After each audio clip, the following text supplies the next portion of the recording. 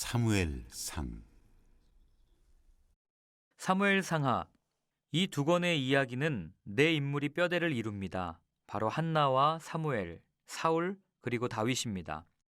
무엇보다 먼저 기억해야 할 것은 이 이야기는 갤러리에 전시된 조각상처럼 일정한 거리를 두고 감상하며 찬탄하게 되는 모범적인 이야기가 아니라는 점입니다. 그런 이야기는 도저히 그처럼 영광스럽거나 비극적인 삶을 우리가 살 수 없다는 생각을 다져줄 뿐입니다. 그런데 여기 이 이야기는 다릅니다.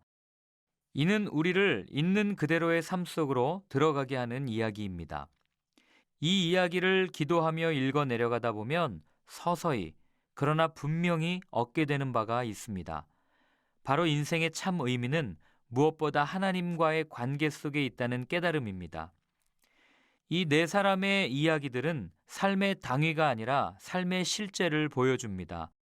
하나님께서 어떻게 우리의 일상과 있는 그대로의 현실을 재료로 삼아서 우리 안에서 또 세상 안에서 당신의 구원의 일을 해 나가시는지를 보여줍니다. 한나, 사무엘, 사울, 다윗의 삶에 비추어 자신의 삶을 읽는 법을 배울 때 우리 모습을 긍정하고 자유를 누리는 반가운 결과가 따라옵니다. 하나님과 동행하는 사람으로 인정받고 받아들여지기 위해 미리 짜여있는 도덕적, 정신적, 종교적 틀에 억지로 자신을 끼워 맞출 필요가 없다는 사실을 알게 됩니다. 우리는 있는 모습 그대로 받아들여지며 그분의 이야기 안에서 각자의 자리를 부여받습니다. 이는 결국 그분의 이야기이기 때문입니다. 우리의 인생 이야기를 이끌어가는 이는 우리 자신이 아니라 바로 하나님이시기 때문입니다. 성경은 우리에게 어떤 도덕 규범을 제시하며 여기에 맞게 살라거나 어떤 교리체계를 제시하며 여기에 맞추어 사고하라, 그러면 구원을 받을 것이다 라고 말하지 않습니다. 성경은 그저 우리에게 한 이야기를 들려주며 이렇게 초대할 뿐입니다. 이 안으로 들어오라. 이 이야기 속으로 들어와 살아라. 이것이 인간의 삶이다. 한 인간으로 성숙해 간다는 것은 바로 이런 것이다. 성경의 계시를 무엇인가를 얻어낼 목적으로 혹은 단조로운 삶을 다채롭게 할 목적으로 이용하는 것은 일종의 폭력입니다. 그런 태도는 일종의 장식용 영성을 낳습니다. 하나님을 장식물이나 보강제로 취급하는 것입니다. 사무엘서의 이야기는 이를 허용하지 않습니다. 이 이야기를 읽고 읽는 바에 따라 살아가다 보면 우리 이야기 속에 하나님이 계신 것이 아니라 하나님의 이야기 속에 우리의 이야기가 들어있음을 깨닫게 됩니다. 우리의 이야기들은 한데 아우르는 거대한 맥락과 플롯으로서의 하나님을 발견하게 될 것입니다.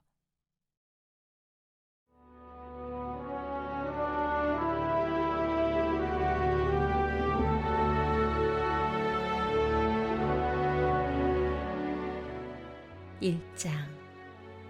하나님께 마음을 쏟아놓는 한나. 라마다임에 한 사람이 살고 있었다.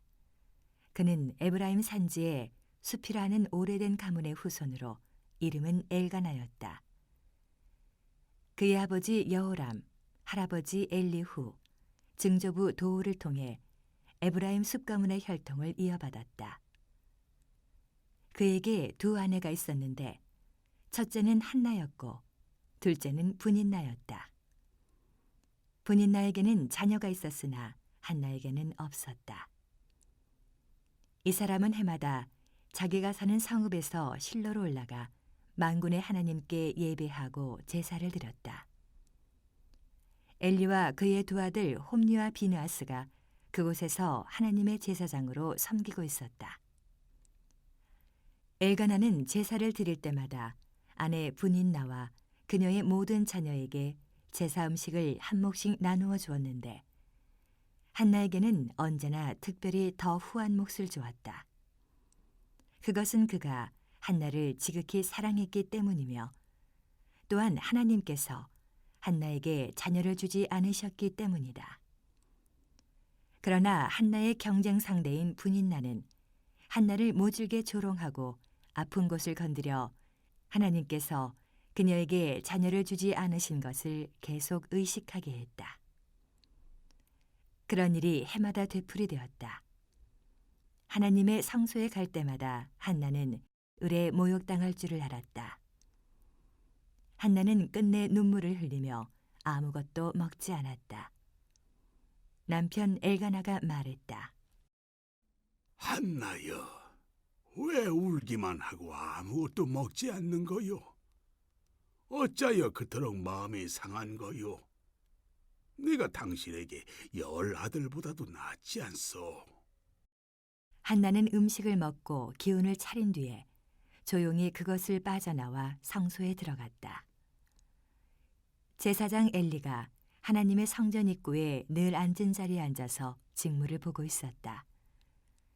슬픔에 잠긴 한나는 괴로운 마음에 하나님께 기도하며 울고 또 울었다.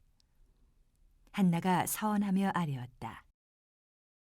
만군의 하나님, 저의 괴로움을 깊이 살피시는 하나님, 저를 외면치 마시고 저를 위해 일하셔서 저에게 아들을 주시면 제가 그 아이를 아끼지 않고 온전히 주님께 바치겠습니다. 거룩한 순종의 삶을 살도록 그 아이를 구별해드리겠습니다. 한나가 하나님 앞에서 계속 기도하는 동안 엘리는 그녀를 유심히 보고 있었다. 한나가 마음속으로 기도하고 있었으므로 입술만 움직일 뿐 소리는 들리지 않았다. 엘리는 한나가 술에 취했다고 단정하고 그녀에게 다가가 말했다. 술에 취했구만. 언제까지 이러고 있을 셈이요? 정신 차리시오. 한나가 말했다. 그렇지 않습니다, 제사장님. 술을 마신 것이 아니라 제 처지가 너무 슬퍼서 그렇습니다. 술이라고는 한 방울도 입에 대지 않았습니다. 그저 제 마음을 하나님께 쏟아놓았을 뿐입니다. 저를 나쁜 여자로 여기지 마십시오. 너무나 불행하고 고통스러워 이제껏 이러고 있었습니다. 엘리가 대답했다. 평안히 가시오. 이스라엘의 하나님께서 그대가 구한 것을 들어주실 것이오. 저를 좋게 여기셔서 저를 위해 기도해 주십시오. 한나는 그렇게 말하고 돌아가서 환한 얼굴로 음식을 먹었다. 엘가나 일행은 동트기 전에 일어나 하나님을 예배하고 라마에 있는 집으로 돌아갔다. 엘가나가 아내 한나와 잠자리를 같이 하니 하나님께서 한나의 간구를 들어주시기 위해 필요한 일들을 시작하셨다.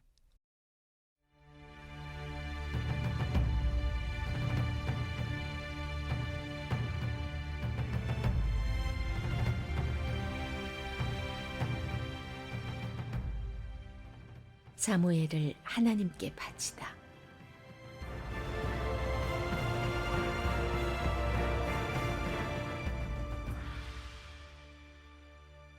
그 해가 지나기 전에 한나가 임신하여 아들을 낳았다. 한나는 내가 하나님께 이 아들을 구했다는 뜻으로 아이의 이름을 사무엘이라고 했다. 이듬해에 엘가나가 하나님을 예배하여 제사를 드리고 자신의 사원을 지키려고 가족을 데리고 실로로 갈 때 한나는 함께 가지 않았다. 한나는 남편에게 말했다.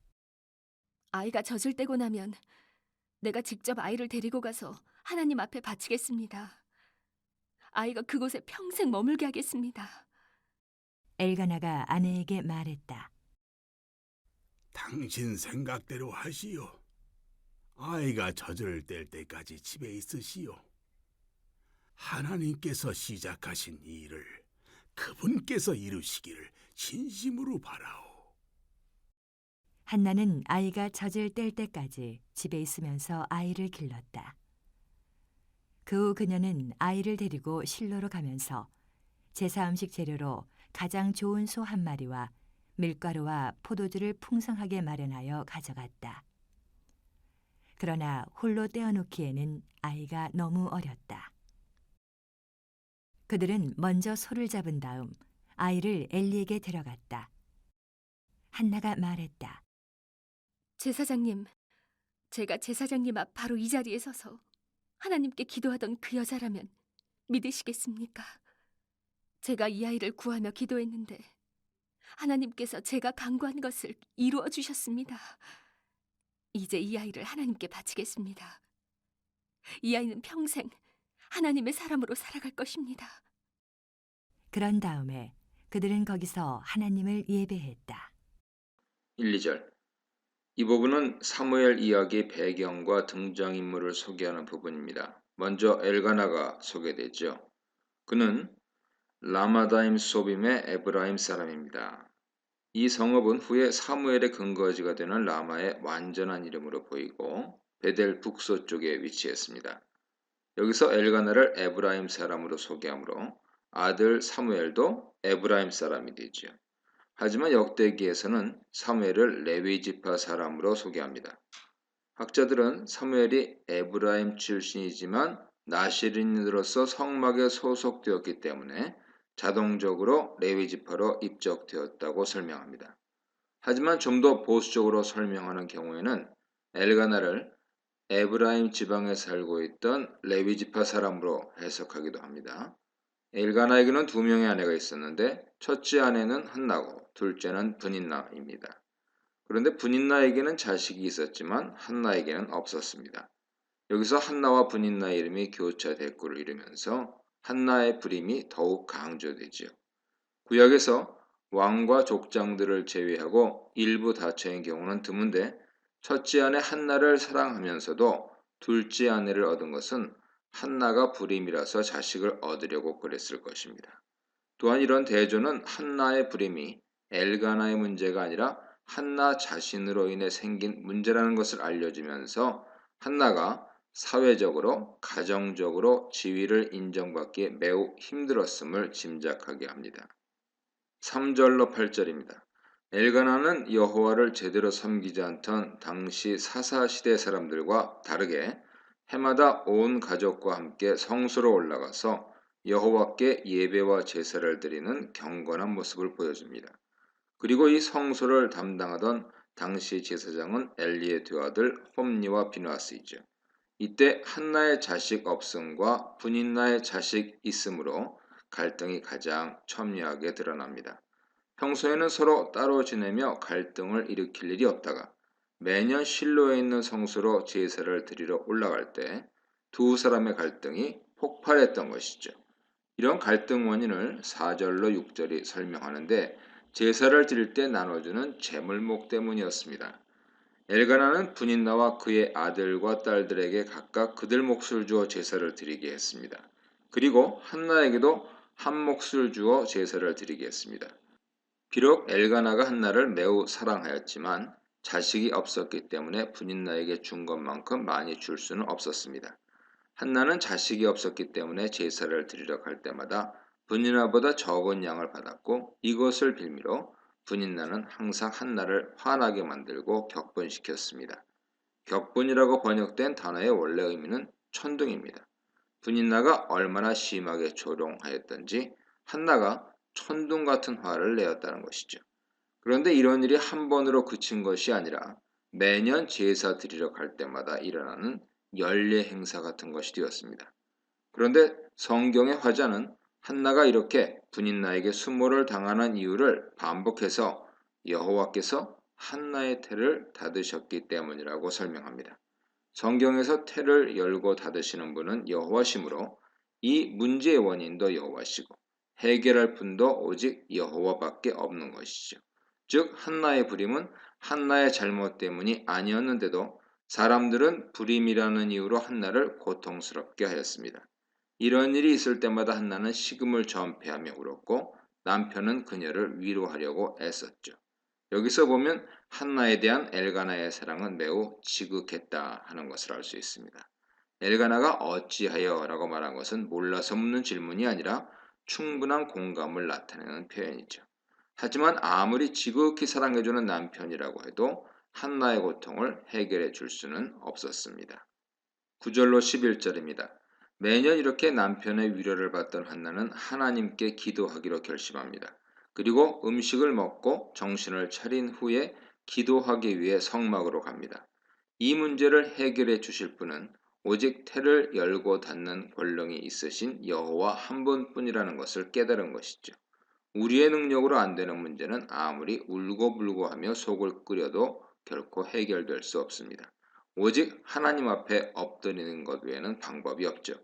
한나가 기도하러 간 그곳에는 마침 당시 대제사장인 엘리가 문 옆에 앉아 있었습니다. 10절은 기도를 드리는 한나의 상태를 표현하는데 마음이 매우 괴로웠으며 그래서 하나님께 통곡하며 기도했습니다. 11절은 기도의 내용 중 서원에 대한 부분으로 한나는 먼저 하나님께 간곡하게 부탁합니다. 고통을 돌아보시고 기억하시고 잊지 않으셨다면 이라는 삼중적인 표현을 사용해서 하나님의 긍휼하심과 자비하심만을 온전히 구하는 모습을 보이죠. 한나는 자신에게 아들을 주시면 그의 평생을 여호와께 드리고 삭도를 그의 머리에 대지 않겠다고 나시린 서약을 합니다. 나시린법은 민수기 6장 1절로 21절에 나오는데 일정 기간 하나님께 구별하여 드리기를 서원하면 그 기간 동안 포도주와 독주를 금하고 부정한 것을 금하며 특히 머리에 삭도를 대지 않았습니다. 그런데 한나는 삼손과 같이 사무엘을 평생 나시린으로 드리겠다고 서원한 것이죠. 삼손의 경우는 하나님께서 지명하셨지만 사무엘은 한나의 자발적인 서원으로 나시린이 되었습니다.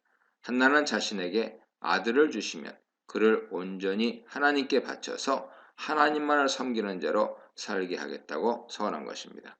이 서원을 보면 한나가 아기를 갖는 것에 대해 얼마나 간절한 심정을 가지고 있었는지 잘 알 수 있습니다.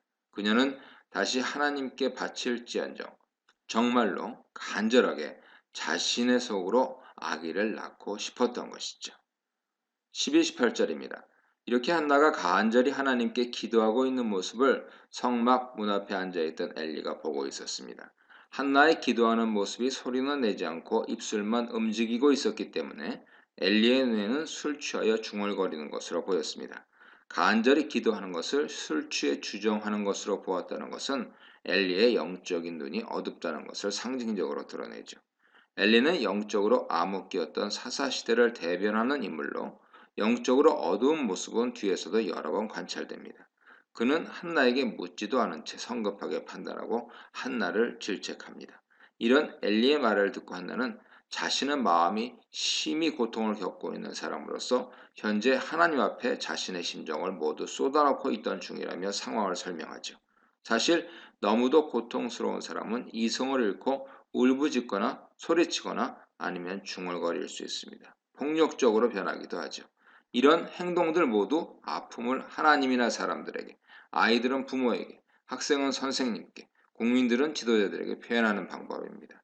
하지만 우리는 종종 이런 행동의 이유를 묻거나 이해하려고 하기보다 행동 자체를 문제 삼아 비난하고 잘못된 행동이라고 판단하는 것을 봅니다.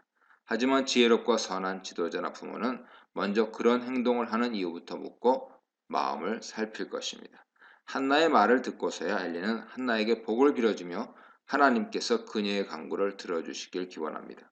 한나는 엘리에게 은혜를 간구하는데 이것은 엘리의 기원이 이루어지기를 원한다는 의미죠. 그러나 한나는 엘리의 말대로 돌아가서 먹고 다시는 이 일에 대해 걱정하지 않았습니다. 그녀는 엘리의 말을 통해 자신의 기도가 하나님께 상달되었다는 사실을 확신한 것으로 보입니다. 기도는 인간이 하지만 이루시는 것은 하나님이죠. 그녀는 자신이 할 부분까지 최선을 다했고 이제 아기가 생기는지 여부는 온전히 하나님의 손에 넘겨드린 것입니다. 내가 기도하면서도 걱정하고 있다면 아직 그 문제를 내 손에 갖고 있거나 온전히 하나님을 신뢰하고 있지 못하다는 증거인 것입니다. 진정한 기도는 그 기도가 어떻게 이루어질지 혹은 언제 이루어질지 모르더라도 끝까지 선하신 하나님을 믿고 하나님께서 주시는 평안 속에서 기다리는 것이죠.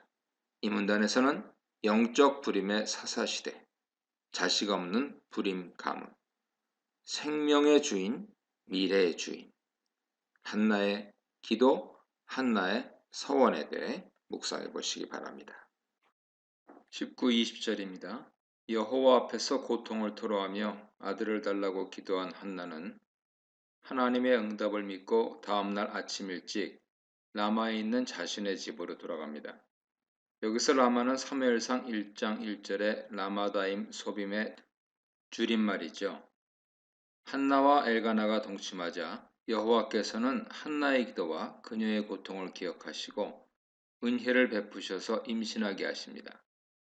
사무엘상 1장 5절 6절에서 언급한 것처럼 태를 열고 닫는 분은 여호와라는 사실을 분명히 보여줍니다. 아이를 임신하고 무사히 낳는 것은 인간의 손에 달린 것이 아니라 하나님 손에 달린 문제입니다. 그러나 성경에 나오는 불임 여인들을 보면 불임으로 인해 많은 고통을 받았습니다. 하나님의 절대 주권을 인정하지 않고 책임을 불임 여성에게 돌리는 주변 사람들과 사회 관습 때문에 이들이 고통을 겪었다는 것을 알 수 있죠. 불임도 하나님의 섭리에 달린 문제임을 인정했다면 이런 고통은 없었을 것입니다. 아기를 임신한 한나는 아들을 낳았는데 그 이름을 사무엘이라고 했습니다. 그녀는 이 이름이 하나님께 요청해서 받은 아이라는 의미를 갖는다고 설명하고 있는데 이는 의미로 통한다기보다는 발음상의 언어 유희를 통해서 하나님께서 주신 아이라는 것을 표현한 것입니다. 20일 23절입니다. 아이를 낳은 후에 해마다 행하는 가족 제사를 드리러 올라가는 시기가 돌아왔을 때 한나는 올라가지 않기로 결정하고 남편에게 아이가 젖을 때거든 자신이 직접 아이를 데리고 가서 여호와 앞에 영원히 있게 하겠다고 말합니다. 이런 한나의 말에 엘가나는 흔쾌히 동의하며 한나 소견에 좋은 대로 행하라고 말합니다. 누구누구의 소견에 좋은 대로 행하다 하는 구문은 사사기 에필로그의 중심 어구인 누구누구의 소견에 옳은 대로 행하다 하는 구문과 유사하죠. 사사기에서 이 구문은 왕이신 하나님 말씀대로 살지 않고 자신 생각대로 세상 방식대로 살아가는 사람들의 행동을 비판하기 위해서 사용되었습니다. 하지만 이 본문에서는 한나의 올바른 판단을 지지하고 존중하는 의미로 사용되었고 이를 통해 한나는 사사시대 사람들과는 달리 올바른 지혜와 영성을 지닌 인물이라는 것을 보여줍니다. 또한 엘가나는 여호와께서 그의 말씀을 이루시길 원하노라 라는 기원으로 말을 맺습니다. 이 말은 한나가 하나님께 서원한 것을 이행하는 것에 대해 동의한다는 의미죠. 한나에게 하나님께서 약속하신 대로 아들을 주셨으니 이제 자신들도 하나님께 서원한 것을 갚아야 한다는 것입니다. 이것을 보면 본문에서는 언급하고 있지 않지만 엘가나도 사무엘을 하나님께 바치겠다는 한나 서원에 동의한 것으로 보입니다. 민수기 30장 10절 이하에 따르면 결혼한 여자 서원은 남편의 동의 혹은 묵인이 있어야 효력이 있습니다. 만일 한나가 서원을 했어도 엘가나가 반대했다면 한나 서원은 무효가 되지요. 남편 허락을 받은 한나가 집에 남아 아기 사무엘이 젖을 뗄 때까지 대략 3년을 자신의 품에서 키웁니다. 23절 하반절을 직역하면 그녀는 남아 있었고 그녀는 젖을 뗄 때까지 그녀의 아들을 양육하였다 이렇게 번역할 수 있습니다. 3년 동안 열심히 자신의 아들을 키우고 있는 모습을 그리고 있죠. 여기서 보면 비록 남편의 동의를 구하고 있지만 사무엘을 양육하고 사무엘에 대한 서원을 이루는 일에 대한 모든 결정권을 한나가 가지고 있었던 것으로 보입니다. 강한 가부장 사회였던 이스라엘에서 독립의사 결정을 하는 한나와 이런 한나를 지지하는 엘가나 모습은 관습에서 매우 벗어난 관계를 보여주지만 관습에 매이기보다는 하나님 앞에서 더 신실한 삶이 무엇인지가 이들 부부의 판단 기준이었던 것으로 보입니다. 24, 28절입니다. 드디어 한나가 약속한 날인 젖을 떼는 날이 왔고 한나는 자신의 서원을 지킵니다. 24, 28절에서 사무엘을 하나님께 바치는 행동의 주어는 모두 한나죠. 여기에는 엘가나도 등장하지 않고 한나가 주도적이고 독립적으로 사무엘을 여호와께 드립니다. 한나는 매우 좋은 예물을 많이 준비합니다. 일반적으로 서원을 갚기 위한 화목제는 소나 양으로 암수 상관없이 드릴 수 있습니다. 레위기에서 가장 비싸고 좋은 제물은 숫소로 대제사장이나 백성 전체의 죄를 위한 속죄제를 드릴 때 사용됩니다. 그런데 한나는 가장 비싸고 좋은 제물인 숫소를 한 마리도 아니고 3마리나 준비하였습니다. 그리고 레위기 7장 12절에 따르면 화목제를 드릴 때 곡식가루나 전병들도 함께 드리기 때문에 밀가루도 한 에바를 준비했습니다. 한 에바는 대략 20여 리터 정도 되죠. 포도주는 제물 위에 뿌리는 전제를 위해 준비했습니다. 이런 많은 제물을 통해 한나가 자신의 소원을 이루어 주신 하나님께 대한 진심 어린 감사를 표현하고 있음을 알 수 있습니다. 그리고 한나는 아직 어린 사무엘과 함께 제물을 가지고 실로에 있는 여호와의 집으로 갔습니다. 본문에서 화자는 24절 마지막 부분에서 아이가 어리다 라고 표현하고 있는데 원문을 직역하면 아이는 아이다입니다. 사무엘이 정말 어린아이라는 사실을 강조하고 있는 것이죠. 이런 강조는 한나가 얼마나 큰 헌신을 하고 있는지 드러냅니다. 아직 4살 정도밖에 되지 않아 말도 제대로 못하고 엄마와 떨어지기에는 너무 어린 아들을 하나님께 약속한 대로 하나님의 전에 영원히 바치기 위해서 데리고 온 것이죠.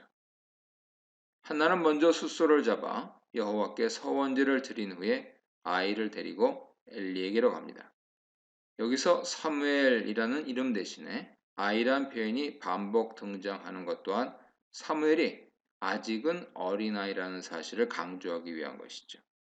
하지만 한나는 망설이지 않고 아이를 엘리에게 데리고 가서 자신이 이전에 엘리 곁에서 기도하던 여자라는 사실을 밝히고 데리고 온 아이가 그때 하나님께 구하여서 얻은 아이라는 사실을 밝히면서 소원대로 아이를 여호와께 그것도 평생 들여 여호와를 섬기게 하겠다고 말합니다.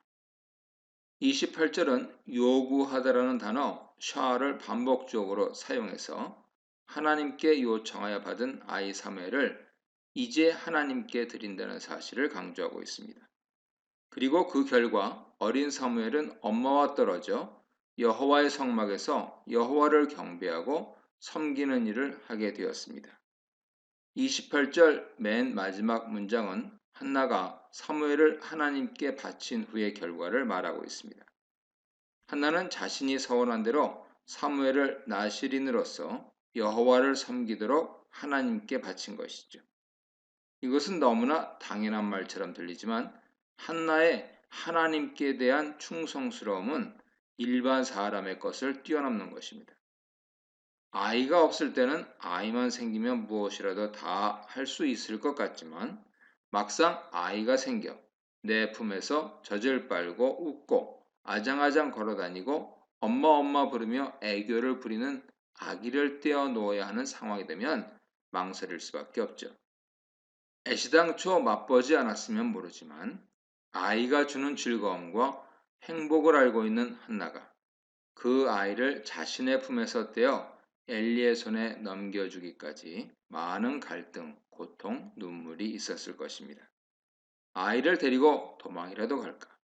죽으면 죽었지 아이는 내놓을 수 없다고 하나님께 생떼라도 쓸까 하는 마음도 들었을 것입니다. 과연 그 어린 것이 엘리 제사장 집에서 제대로 자랄 수 있을지, 챙겨주는 사람도 없는데 제대로 먹긴 할지 걱정이 이만저만 아니었을 것입니다.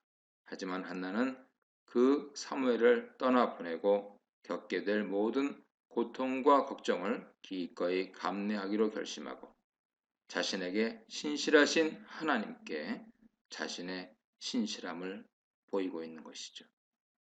이런 한나의 모습은 백세에 얻은 독자 이삭을 하나님의 명령대로 바치려고 했던 믿음의 조상 아브라함 모습과 유사합니다. 아브라함으로 인해 이스라엘 민족이 생긴 것처럼 한나의 하나님께 대한 충성이 암흑 시대 같은 사사기를 넘어서 새로운 이스라엘 왕국을 열기 시작했다 볼 수 있습니다. 이 문단에서는 여호와의 기업, 한나의 출산, 자기 소견에 옳은 대로 하던 시대, 하나님 소견에 옳은 대로 하는 한나, 아이를 받은 믿음, 아이를 돌려드린 믿음에 대해 묵상해 보시기 바랍니다.